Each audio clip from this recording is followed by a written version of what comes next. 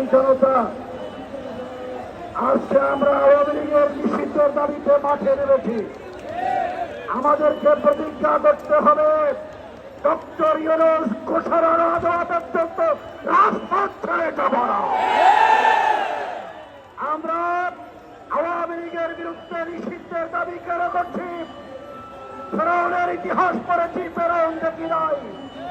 বাংলাদেশের 16 বছর খুনি হাসিনা লেডি ফেরাউনের ভূমিকা পালন করেছে। আর আওয়ামী লীগ হল ফেরাউনের বাহিনীর দল। ফেরাউনের বাহিনী বাংলাদেশে থাকতে পারবে না। আমরা লক্ষ্য করছি কয়েকজন রাজনৈতিক নেতৃবৃন্দের অন্তরে আওয়ামী লীগের প্রেম ফুটফুট করছে। আমরা মনে করি তারা নিশ্চয় কাউয়া কাদেরের খালাতো ভাই হতে পারে। কাউয়া কাদেরের খালাতো ভাইরা বাংলাদেশে থাকতে পারবে না। তাদের ঠিকানা হলো দিল্লি। দাদা বাবুদের দেশে চলে যান। বাংলাদেশের আওয়ামী লীগ হল একটা খুনি দল। আওয়ামী লীগ হল সন্ত্রাসী দল। আওয়ামী লীগ হল হত্যাকারী দল। আওয়ামী লীগ হল স্বাধীনতার শত্রু দল। এই দলকে নিষিদ্ধ করা আন্তরিক গভর্নমেন্টের উপর ফরজ হয়ে গেছে।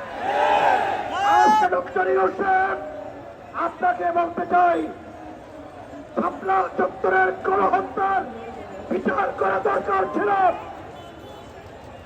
সেনাবাহিনীর পিলখানার হত্যার বিচার হওয়া দরকার ছিল। জুলাই বিপ্লবের শহীদদের বিচার হওয়া দরকার ছিল।